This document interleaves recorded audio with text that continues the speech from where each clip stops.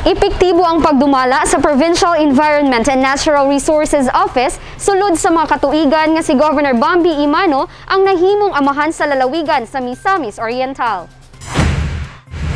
Ubos sa pagpangulo ni Enro Head Engineer Prisco Valmoria, mipatigbabaw ang daghanang kalampusan nga nakabinipisyo ang tibok lalawigan.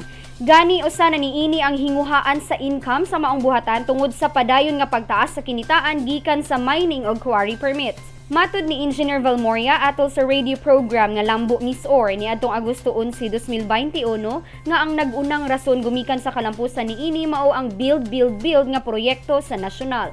Gumikan niini dili mapugnan ang daghan nga aplikante nga mag-file tungod sa taas nga demand sa mga materyales aron masuportahan ang maong programa. Subay niini ang gross income nga na-generate sa probinsya gikan lamang sa pag-issue og quarry permits pinanguluhan sa maong buhatan nagsugod tuig 2017 mokabat lamang sa kapin 3 milyones ka pesos. Gisundan kini tuig 2018 nga 12,873,918 pesos .82 centavos. Tuig 2019 nga 13,546,407 pesos. Tuig 2020 nga 13,586,373 pesos and 16 centavos. Og ning tuig 2021 langkuban sa unang semester niadtong bulan sa Hunyo nga miabot na ngadto sa 9,137,158 pesos and 69 centavos. Si Governor Bambi dako og salig ngadto sa gihatag nga tahas sa Enro ug nagpamatuod ang kaepektibo sa buhatan gumikan sa pagtaas sa income sa probinsya gikan sa nasangpit nga aspeto aron magsilbi sab nga hinguhaan og budget alang sa nagkadiyang programa nga buot ipatuman.